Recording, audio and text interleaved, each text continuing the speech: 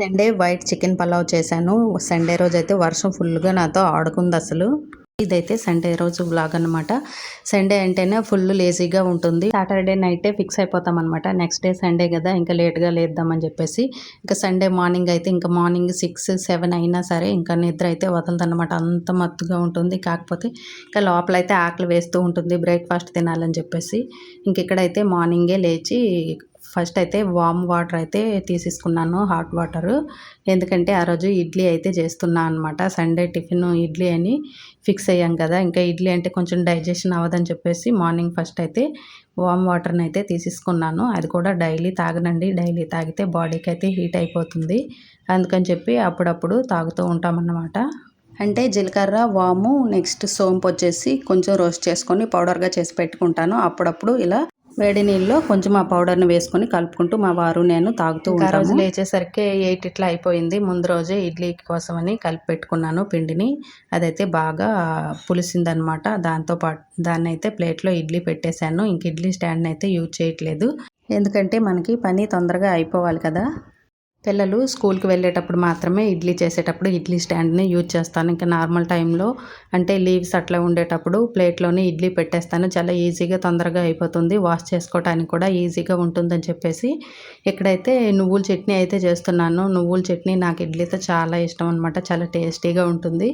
మీరు ఎవరైనా ట్రై చేయకపోతే ట్రై చేయండి ఒకసారి. నువ్వుల్ని కొంచెం దోరగా వేయించుకొని పచ్చిమిర్చి, వెల్లుల్లి, కొంచెం పులుపు, వాటర్, సాల్ట్ వేసి మిక్సీ పట్టేసుకొని తర్వాత పోపు వేసుకోవాలి. చాలా ఈజీ ప్రాసెస్సే.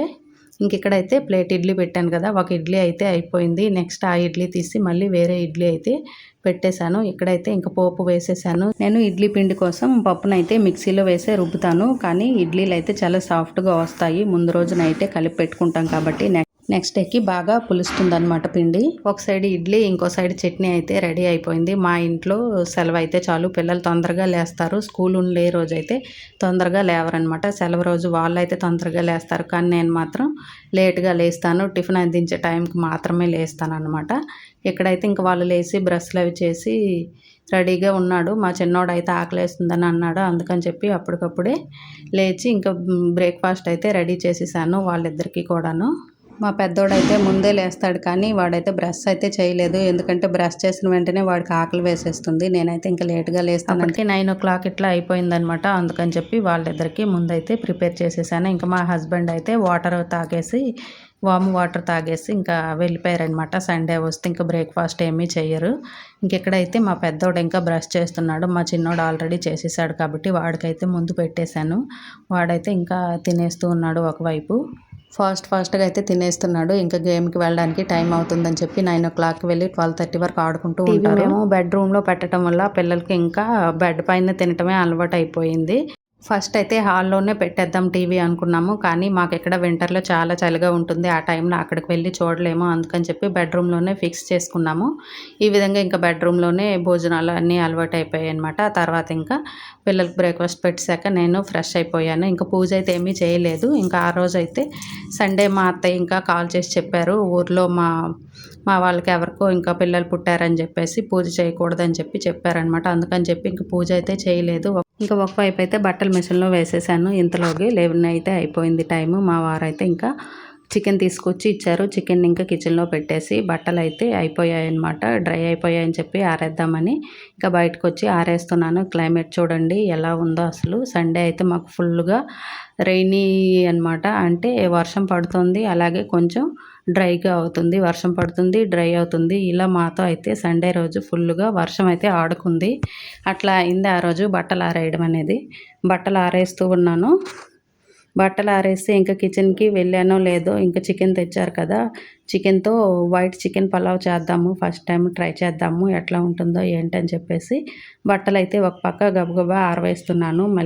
మళ్ళీ వర్షం వస్తుందేమో అని చెప్పేసి ఫాస్ట్గా అయితే ఆరేస్తున్నాను. ఇంకా మా పిల్లలు అయితే బ్రేక్ఫాస్ట్ చేసి బయట ఆడుకోవడానికి వెళ్ళిపోయారు. మా హస్బెండ్ కూడా హాఫ్ డే ఉంటుందన్నమాట. సండే ఈవినింగ్ టైం, ఆఫ్టర్నూన్ టైమే చుట్టి ఉంటుంది. ఇంకా ఆఫ్టర్నూన్ వరకు ఇంకా డ్యూటీ లాగే ఉంటుందన్నమాట. అందుకని చెప్పి అతను వచ్చేసరికి ఇంకా ఫుడ్ రెడీ చేద్దామని చెప్పి ఇక్కడైతే బట్టలు ఆరవేస్తూ ఉన్నాను ఒక సైడ్.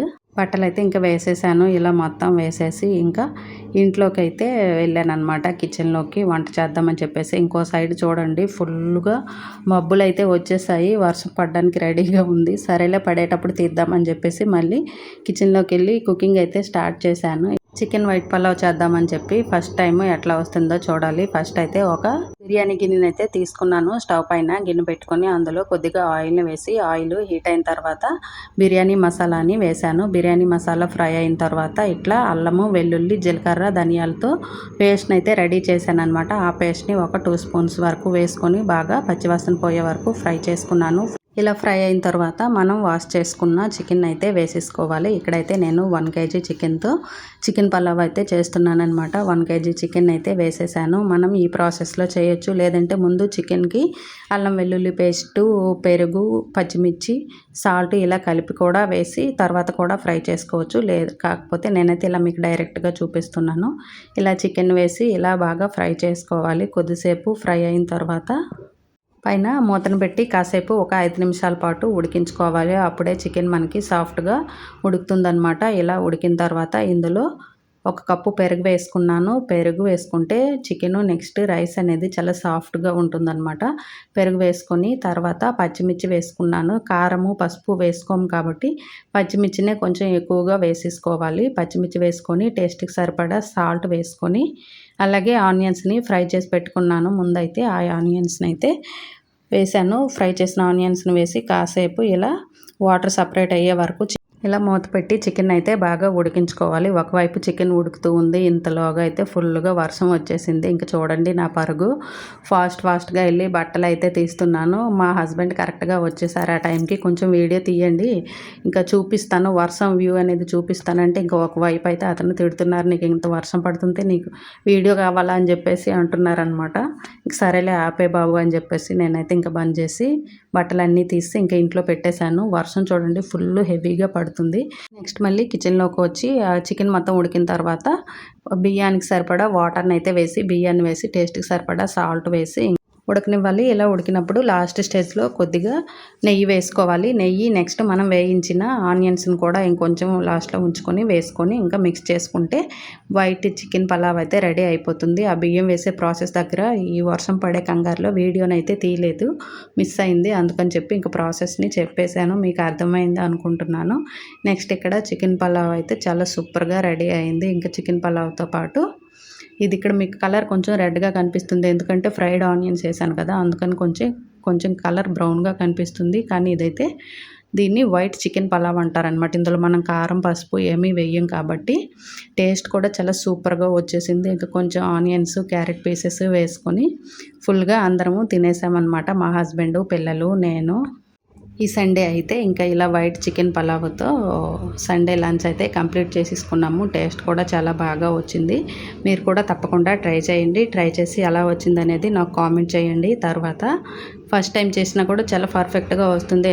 ఎందుకంటే నేను కూడా చేసిన బిర్యానీ టేస్ట్ అయితే సూపర్గా వచ్చేసింది. అందుకని కాన్ఫిడెంట్గా మీకు చెప్తున్నా, పక్కా చాలా బాగుంటుంది టేస్ట్.